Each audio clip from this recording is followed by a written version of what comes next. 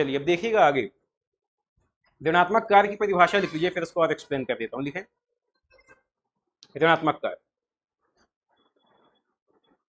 जब किसी वस्तु पर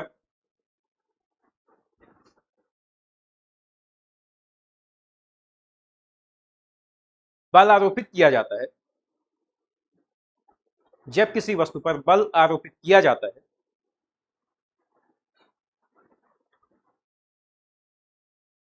एवं उस वस्तु में विस्थापन, एवं उस वस्तु में विस्थापन बल आरोपित किया जाता है, एवं उस वस्तु में विस्थापन लगाए गए बल की विपरीत दिशा में हो,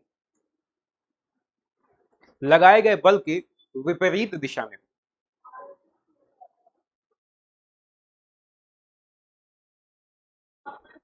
डिस्प्लेसमेंट।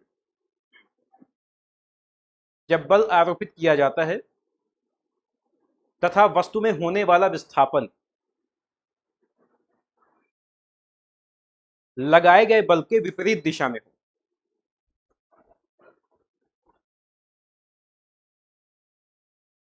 तथा बल व विस्थापन के मध्य बनने वाला, तथा बल एवं विस्थापन के मध्य बनने वाला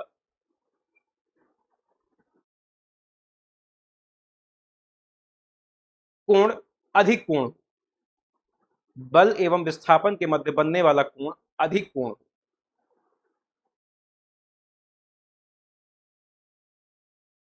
अधिक कोण हो, तो कार्य ऋणात्मक होगा, तो कार्य ऋणात्मक होगा।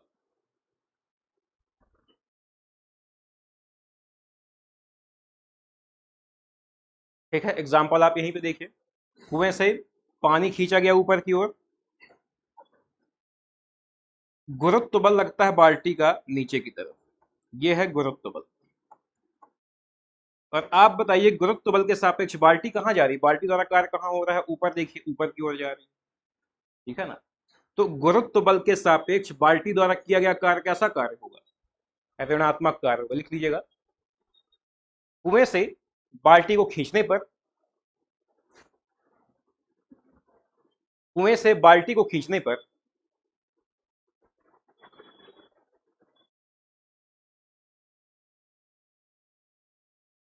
गुरुत्व बल नीचे की ओर लगता है, गुरुत्व बल नीचे की ओर लगता है, जबकि बाल्टी का विस्थापन ऊपर की ओर होता है।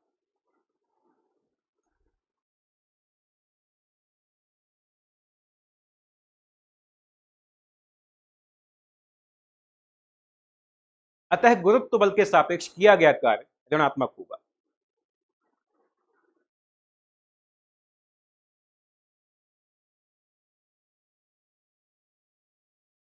सापेक्ष किया गया कार्य ऋणात्मक कार्य होगा।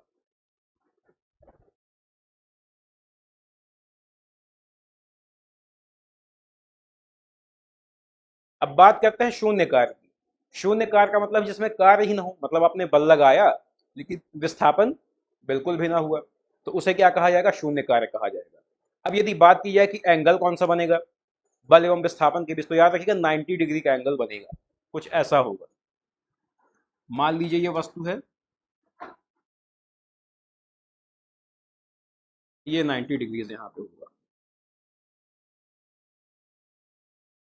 ठीक है, ये कंडीशन होगी जीरो वर्ग की, शून्य कार्य की। ठीक है, लिखिएगा शून्य कार्य में जब किसी वस्तु पर बल लगाने पर कोई विस्थापन नहीं होता,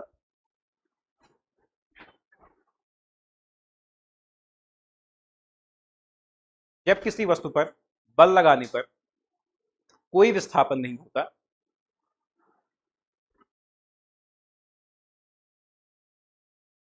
अर्थात बल व विस्थापन के मध्य 90 डिग्री का कोण बने,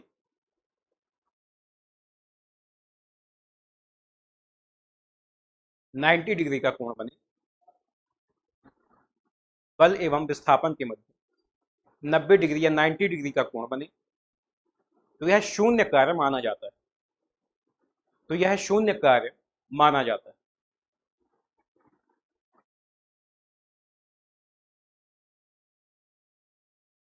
ठीक है। एक तो इसका बहुत अच्छा एग्जाम्पल है, यदि कोई कुली है अपने सर में सूटकेस रख के जा रहा है, तो उस कुली के सापेक्ष जो या फिर कह सकते हैं सूटकेस के सापेक्ष जो कुली का किया गया कार्य हो क्या होगा, शून्य कार्य माना जाएगा। ठीक है, क्योंकि उसमें कोई विस्थापन नहीं है, उसके सर में रखा हुआ है जो सूटकेस होता है। ऐसे ही आपने पेंडुलम वाली घड़ी देखी हो, ठीक है ना। इसमें आपने देखा होगा कि इसमें फोर्स कहाँ पे लग रहा है, देखिएगा एफ, ये डोरी पे होता है, जो आपको ये डोरी दिखाई दे रही है। अब इसका मूवमेंट कहाँ हो रहा है, देखिए यहाँ पे बस, लेकिन इसका कोई विस्थापन नहीं। तो इसके सापेक्ष पेंडुलम का जो काम है कैसा होगा, शून्य कार्य होगा, क्योंकि एक जगह कांस्टेंट उसको पकड़ के रखा है ना, उस पर बल लगाने से वो कहीं भाग नहीं रहा, बस उसमें मूवमेंट साइड में हो रहा है। ठीक है ना। तो इस डोरी के सापेक्ष जो ये कार्य हो रही कैसा होगा, शून्य कार्य होगा। दोनों एग्जाम्पल लिखिएगा। इसीलिए कहता हूँ थोड़ा आगे आ जाइए, क्या है कि हाँ पंखा चल रहा है वहां पे तो प्रॉब्लम होगी आपको सुनने में। लिखिएगा, पुली के द्वारा, पुली के द्वारा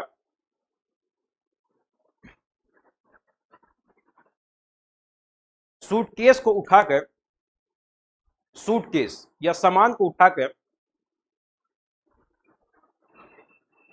एक स्थान से दूसरे स्थान तक ले जाने में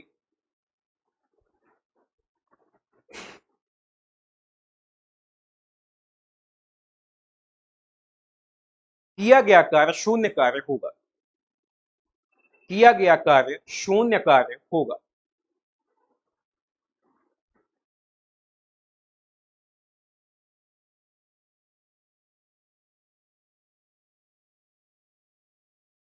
दूसरा एग्जांपल लिखिएगा,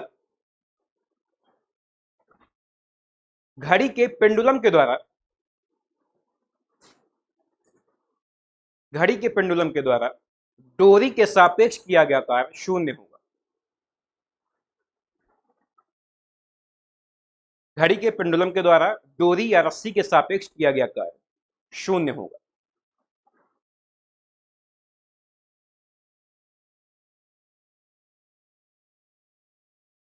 ठीक है।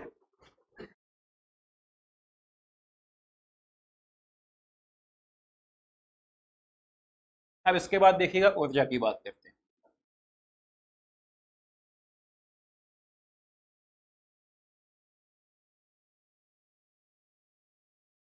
देखिए कार्य क्या था कि किसी वस्तु में हमने बल लगाया, उसमें विस्थापन उत्पन्न हो गया, ठीक है, वो कहलाया कार्य। लेकिन हम कार्य कब करेंगे, जब हमारे अंदर एनर्जी होगी। कोई भी व्यक्ति काम कब कर सकता है, जब उसमें एनर्जी हो, ऊर्जा हो, मतलब कार्य करने की क्षमता क्या कहलाती है, ऊर्जा कहलाती है। इसी तरह से शक्ति को भी देखिएगा, फिर दोनों को बाद में बताता हूँ। शक्ति क्या है, कार्य करने की दर। कहने का मतलब कि आप किसी काम को कितने कम समय में पूरा कर पा रहे हैं, ये आपकी शक्ति को डिनोट करता है। ठीक है। जैसे यदि आप मजबूत हैं तो आप काम कर पाएंगे, ये आपके काम करने की क्षमता है। लेकिन अगर बात की जाए कि आप उस काम को कितने टाइम में पूरा कर लेते, तो ये कहलाती है उसकी शक्ति। जैसे एक व्यक्ति कोई काम 15 मिनट में पूरा कर ले रहा है, वही व्यक्ति उस काम को आधे घंटे लगाता, तो आप क्या कहेंगे, किसकी शक्ति ज्यादा है, जो काम 15 मिनट में पूरा कर लेगा, मतलब उसकी शक्ति ज्यादा है। काम करने की दर, जब कार्य में समय को इंक्लूड किया जाता है तो क्या बन जाता है, शक्ति बन जाती है कि आप कितने कम समय में कितना काम कर पा रहे हैं। दो समान काम है, ठीक है ना, दो व्यक्ति कर रहे हैं, जो जितने कम समय में पूरा कर लेगा उसी की शक्ति ज्यादा मानी जाएगी। क्लियर है। चलिए लिखिएगा ऊर्जा की परिभाषा, कार्य करने की क्षमता, कार्य करने की क्षमता ऊर्जा कहलाती।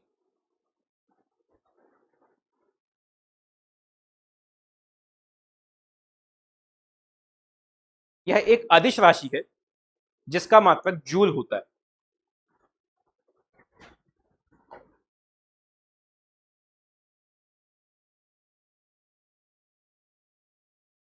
अदिश राशि है जिसका मात्रक जूल होता है।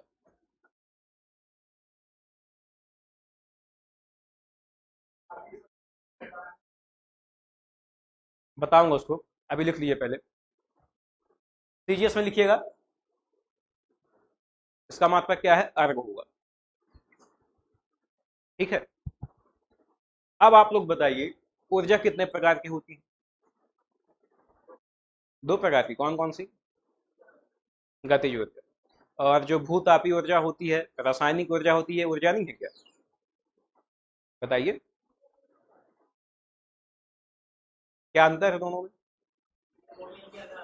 इनके अंदर आ जाती है, अच्छा। चलिए ठीक। देखिए,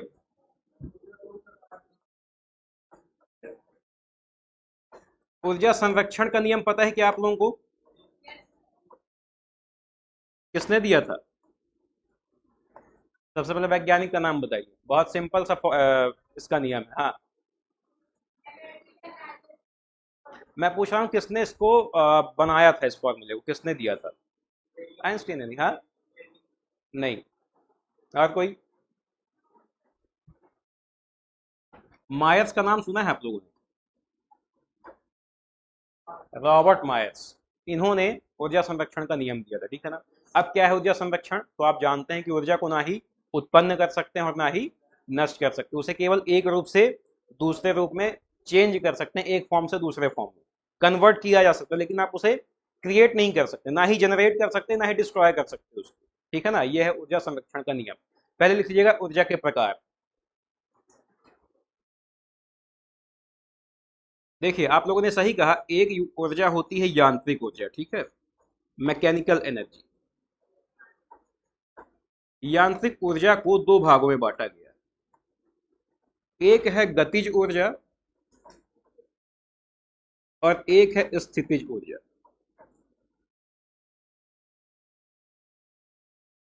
ठीक है, लिख लीजिएगा।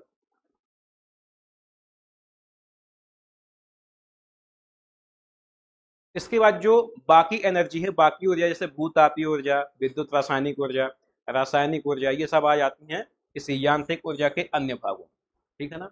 अब आइए थोड़ा सा डिस्कस करते हैं कि गतिज और स्थितिज में अंतर क्या है, ठीक है? एक है काइनेटिक एनर्जी, एक है पोटेंशियल एनर्जी। गतिज को कहा जाता है काइनेटिक, स्थितिज को कहा जाता है पोटेंशियल, ठीक है? अब गतिज ऊर्जा क्या है? तो आपको नाम से ही इसमें अनुमान लगा लेना है कि गतिज ऊर्जा मतलब जो किसी वस्तु की गति के कारण उत्पन्न हो या गति के कारण उसमें निहित हो, उसे क्या कहा जाएगा? गतिज ऊर्जा। जैसे मैं कहूं कि हवा चल रही है, तो आप क्या कहेंगे? हवा में गतिज ऊर्जा, इसलिए उसमें गति गति की स्थिति है। कोई पहिया घूम रहा हो, गति कर रहा हो, तो उसमें कौन सी ऊर्जा होगी? गतिज ऊर्जा होगी। इसमें यदि डिफरेंस क्रिएट करने को आएगा, अंतर दिखाने को आएगा, तो यही क्वेश्चन पूछेगा कि गतिज ऊर्जा निम्नलिखित में से निहित है। आपको तीन ऑप्शन दे देगा स्थितिज ऊर्जा के, जो स्थित होगा, और एक ऑप्शन होगा मूवमेंट वाला, गतिज का, गति से संबंधित होगा, वही आपको लगाना, ठीक है?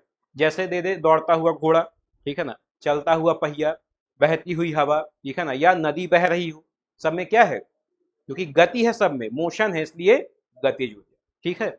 इसके बाद है स्थितिज ऊर्जा। किसी वस्तु की विशेष स्थिति के कारण उसमें निहित ऊर्जा क्या कहलाती है? स्थितिज ऊर्जा, जो उसको आगे चल के गतिज ऊर्जा में कन्वर्ट कर देता है। जैसे मैं कहूं कि यदि आपने धनुष देखा हो, धनुष में जब हम तीर को खींचते हैं डोरी से पीछे की ओर, तो उस डोरी में क्या होता है? स्थितिज ऊर्जा होती है, जो उस तीर को गति प्रदान करेगी, ठीक है ना? स्थितिज ऊर्जा ही आगे चल के गतिज ऊर्जा में परिवर्तित होगी, या कह सकते हैं किसी वस्तु को गति प्रदान करेगी। डैम देखा है आप लोगों ने? बांध, पानी भरा होता है, उस भरे हुए पानी में क्या होता है? स्थितिज ऊर्जा होती है। जैसे ही डैम खुलता है, पानी बड़े फोर्स से बाहर निकलता है, क्यों? उसमें स्थितिज ऊर्जा थी, गति प्रदान कर दिया उसको। समझ में आ रहा है कि नहीं? बस यही सिंपल इसमें डिफरेंस है, गतिज में और स्थितिज। ठीक है, लिखिएगा। गतिज ऊर्जा गति कर रहा ना, पंखा जब तक बंद है तब तक स्थितिज ऊर्जा, जैसे ही चालू हो गया तो गति प्रदान होने लगी उसको, ठीक है ना? लेकिन गति दिया किसने? इलेक्ट्रिसिटी ने दिया, ठीक है? चलिए लिखें। सबसे पहले लिखिएगा गतिज ऊर्जा के बारे में। किसी वस्तु की किसी वस्तु की गति के कारण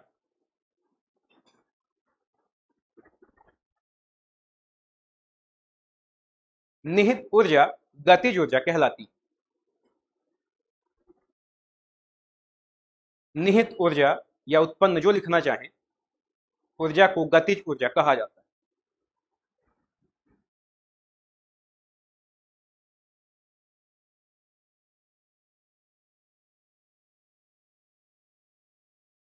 अब देखिए, ऊर्जा का ही फॉर्म है, इसलिए भी अदिश राशि होगी, ठीक है ना, ये क्लियर है, इसको मैं लिखवा नहीं रहा हूं। अब देखिएगा, गतिज ऊर्जा को ऐसे डिनोट किया जाता है, काइनेटिक एनर्जी, के ई इज इक्वल टू क्या होता है,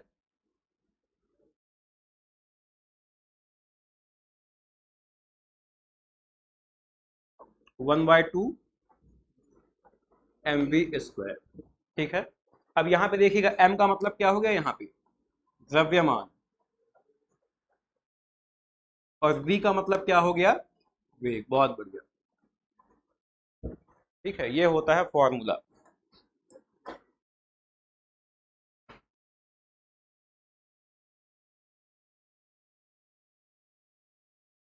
या फिर आप इसको ऐसे भी समझ सकते हैं कि कोई m द्रव्यमान की वस्तु है जो v वेग से गतिमान है, तब उसमें निहित गतिज ऊर्जा, तो फॉर्मूला हो जाएगा 12 mv²।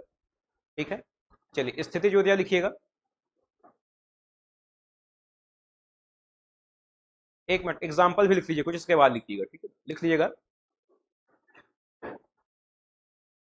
समस्त गति करती हुई वस्तुओं में गतिज ऊर्जा निहित होती। समस्त गति करती हुई वस्तुओं में गतिज ऊर्जा निहित होती है।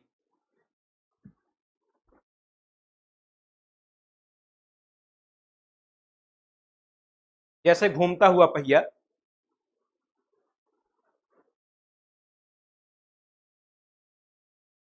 बहती हुई हवा आदि।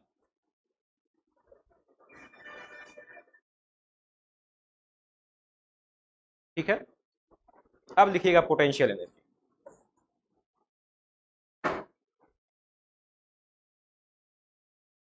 पोटेंशियल में लिखें, किसी वस्तु की विशेष स्थिति के कारण,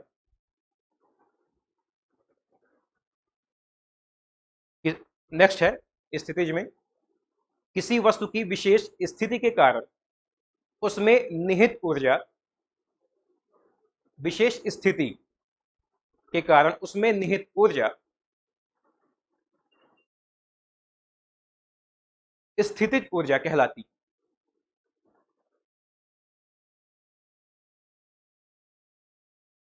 वस्तु में निहित ऊर्जा स्थितिज ऊर्जा कहलाती।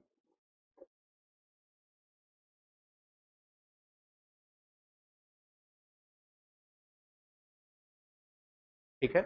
अब पोटेंशियल एनर्जी का क्या हो जाएगा, potential energy is equal to, हाँ आदेश, हाँ इसको कहा जाएगा mgh।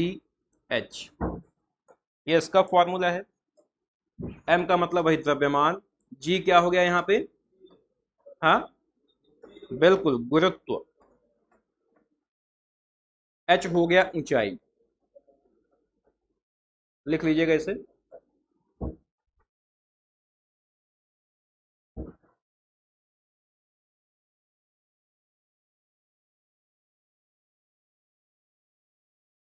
एग्जाम्पल लिखिएगा इसका। पहला एग्जाम्पल, धनुष की खींची हुई धनुष की खींची हुई डोरी में, डोरी को प्रत्यंचा भी कहा जाता है। ठीक है। धनुष की खींची हुई डोरी में स्थितिज ऊर्जा निहित होती।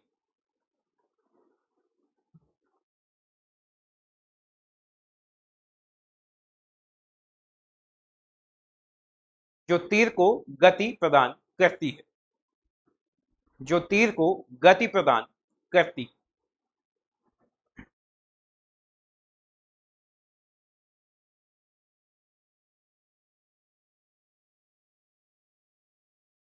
नेक्स्ट एग्जांपल लिखिएगा, बांध में भरा हुआ पानी या बांध में भरे हुए पानी में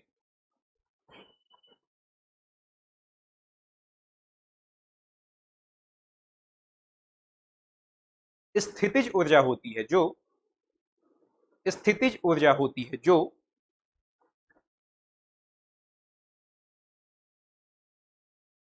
पानी को गति प्रदान करती है।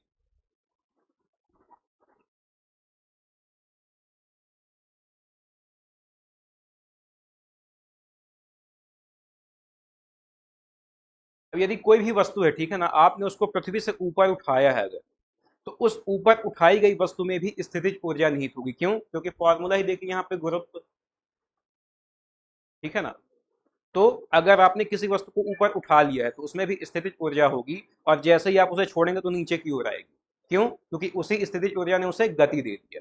क्लियर है? तो इसको मैं लिखवा नहीं रहा हूं, आप लोग याद रखिएगा, ठीक है। चलिए अब आगे देखते हैं। इसके बाद अब लिखिएगा ऊर्जा संरक्षण का नियम। ऊर्जा संरक्षण का नियम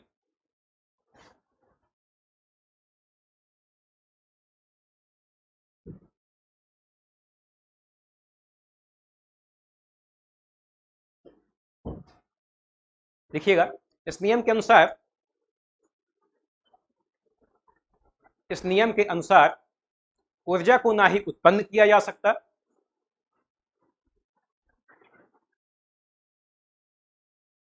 ऊर्जा को ना ही उत्पन्न किया जा सकता है और ना ही नष्ट किया जा सकता।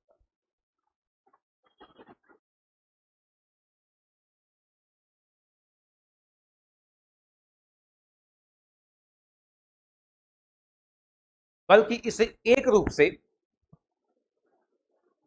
बल्कि इसे एक रूप से दूसरे रूप में बल्कि इसे नष्ट किया जा सकता, बल्कि इसे एक रूप से दूसरे रूप में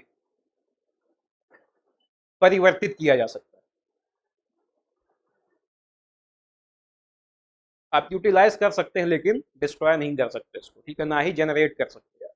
जितनी भी एनर्जी आपको दिखाई देती है ऑलरेडी पहले से क्या है जिसे ही हम केवल कन्वर्ट करते हैं, ठीक है। जैसे एग्जांपल देता हूं आपको, घर में सभी के यहाँ पानी की मोटर होगी, पानी वाली मोटर। जब उसको चालू करते हैं तो हमने क्या किया, उसमें इलेक्ट्रिसिटी दी, ठीक है। हमने उसे विद्युत दिया तो उसने क्या किया, पानी को ऊपर चढ़ाया, पानी को फेंका, मतलब उसने यांत्रिक कार्य किया। तो यांत्रिक कार्य कैसा हुआ, यांत्रिक ऊर्जा हुई, ठीक है। तो आपने उसको इलेक्ट्रिकल एनर्जी दी तो कन्वर्ट किसमें हो गया, वो मैकेनिकल एनर्जी में, ठीक है ना, यांत्रिक ऊर्जा में हो गया। तो ये आपको याद रखना है। इससे वजह से हम बहुत सारी चीजों को अलग अलग ऊर्जा के रूप में कन्वर्ट करते हैं, ठीक है। लिखिएगा, पहला एग्जाम्पल लिख लीजिएगा।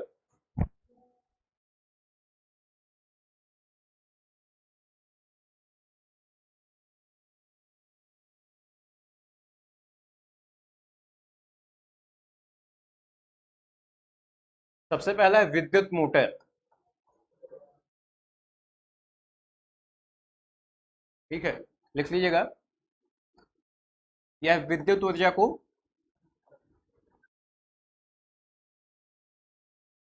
को रासायनिक ऊर्जा, सॉरी, यांत्रिक ऊर्जा।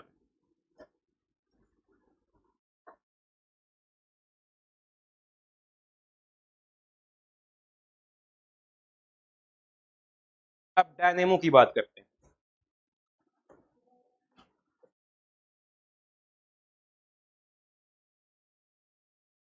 जनरेटर, जनरेटर देखा है आप लोगों ने? उसमें हम जब पेट्रोल डालते हैं, डीजल डालते हैं, तो क्या होता है, उससे बिजली पैदा होती है, मतलब यांत्रिक ऊर्जा को इसमें विद्युत ऊर्जा में, ठीक।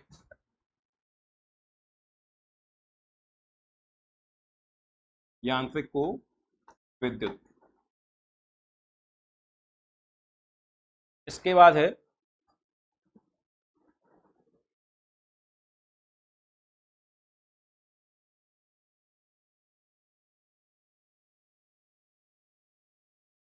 अरे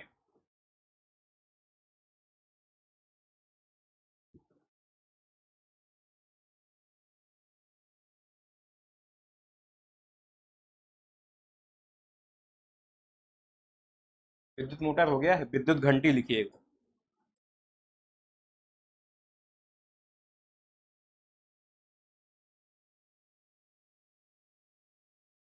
चलिए बताइए, विद्युत घंटी देखा है सभी लोगों ने? विद्युत घंटी को क्या कैसे कन्वर्ट करेगी, कौन सी एनर्जी में? बहुत अच्छे। विद्युत ऊर्जा को ध्वनि ऊर्जा।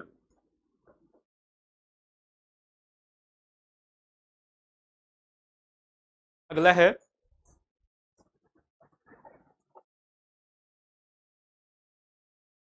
सितार। सभी लोगों ने देखा है सितार, जिससे म्यूजिक निकलता है, गिटार हो गया, सितार हो गया, वीणा हो गया, ठीक है ना। जब हम इस पे यांत्रिक ऊर्जा देते हैं, इसे देते हैं यांत्रिक ऊर्जा, तो ये कन्वर्ट कर देगा उसे ध्वनि।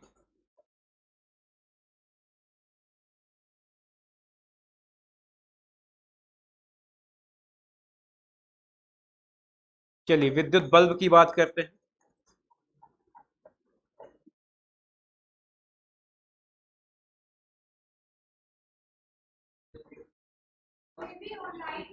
इसे आपने दिया विद्युत ऊर्जा, तो इसने कन्वर्ट कर दिया प्रकाश और ऊष्मा।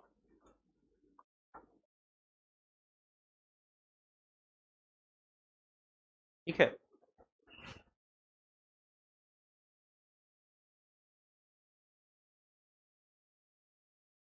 अगला है मोमबत्ती। मोमबत्ती का बताइए।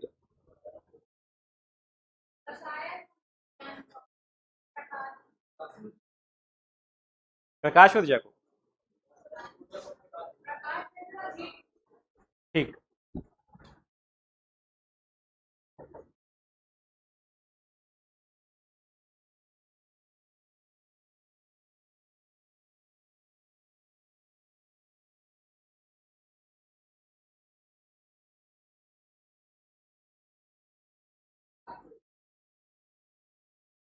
लिख लीजिए, इसको लिख लिए हैं।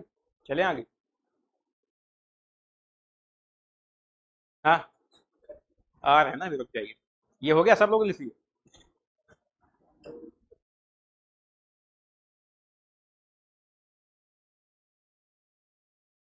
बताइए स्पीकर का। रासायनिक ऊर्जा को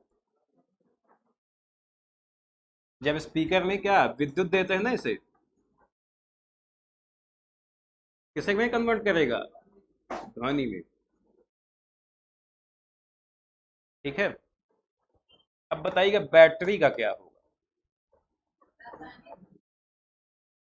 ध्वनि ऊर्जा में।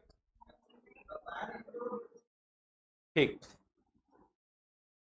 रासायनिक ऊर्जा को विद्युत ऊर्जा।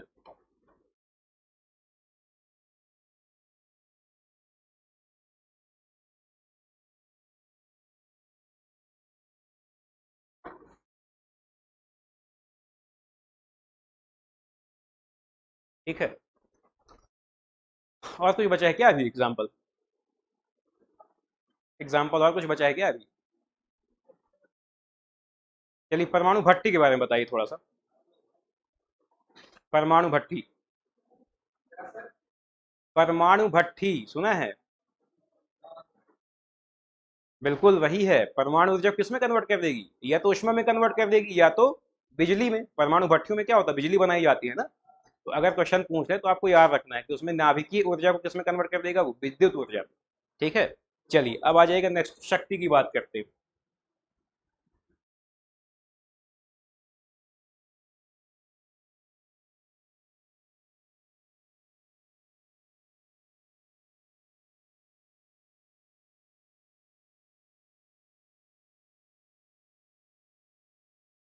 कार्य करने की दर। ठीक है, मैंने आपको बता ही दिया है, लिखिएगा। पवन चक्की। बताइए क्या होगा पवन चक्की का। पवन चक्की चलती यांत्रिक ऊर्जा होगी। बताइए। पवन ऊर्जा।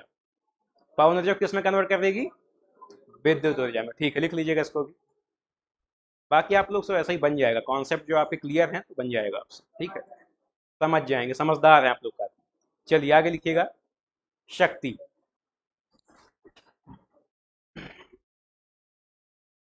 लिखिएगा शक्ति में कार्य करने की दर को,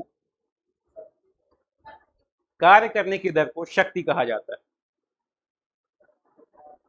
हाँ, लिखिएगा आगे नेक्स्ट। यह एक अदिश राशि है। दर को, रेट।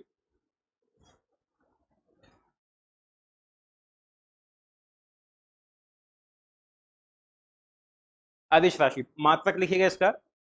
कार्य करने का मतलब W अपॉन टी, यही होगा ना, कार्य बटे समय। ठीक है, कार्य का मात्रक क्या होगा?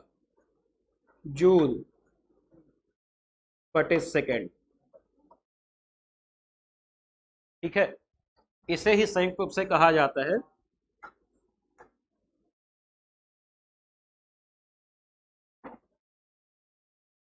ठीक है। अब देखिएगा यहाँ पे वॉट को जूल बटे सेकंड भी कहा जाता है। ठीक है ना। अब यदि कहे 1 किलो वॉट में कितने वॉट होते हैं, ठीक है, तो यहां से कई बार पूछ लेता है अगर 1 किलो वॉट की बात हो तो इसमें 1000 वॉट होंगे। ठीक है, इसके अलावा याद रखना है आपको कि अगर अश्व शक्ति या हॉर्स पावर की बात करें, ठीक है, कि एक हॉर्स पावर में कितने वॉट होते हैं, तो याद रखिएगा इसमें 746 वॉट होते हैं। ठीक है, ये पॉज हो जाएगा क्या कुछ देर के लिए? सीधे बंद होगा? पॉज का सिस्टम हो तो कल से थोड़ा सा पॉज किया करना बीच में से। ठीक है, चलिए, ठीक है, इतना क्लियर है। अब आप लोग बताइए, ये तो हो गई छोटी यूनिट, छोटा। अब जैसे मान लीजिए घर की बिजली को मापना हो या फिर पूरे दिन की बिजली को मापना हो एक बड़े पैमाने, बिजनेस लेवल पर या व्यवसायिक लेवल पर, तब किस यूनिट का प्रयोग किया जाता है, किस मात्रा का प्रयोग है?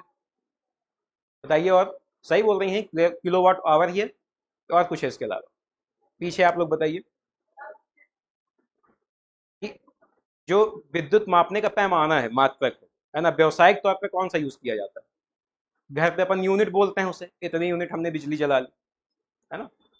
इनने बिल्कुल सही कहा है, किलो वॉट आवर्स भी से मापा जाता है। ठीक है, अब ये किलो वॉट आवर क्या है, तो एक घंटे में आपने कितने वॉट बिजली या कितने किलो वॉट बिजली यूज की है, उसे कहा जाता है किलो वॉट आवर। ठीक है, चलिए लिख लीजिएगा। व्यवसायिक पैमाने पर शक्ति को मापने के लिए, व्यवसायिक पैमाने पर शक्ति को मापने के लिए किलोवाट आवर का प्रयोग किया जाता है।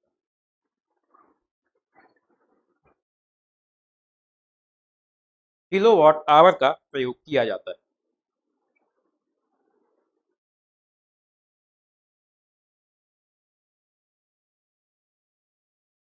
ठीक है, तो ये आपका कार्य ऊर्जा एवं शक्ति का हो गया। अब इसे सुंदरम ऑफ कर देते हैं। बाकी नेक्स्ट क्लास में हम देखेंगे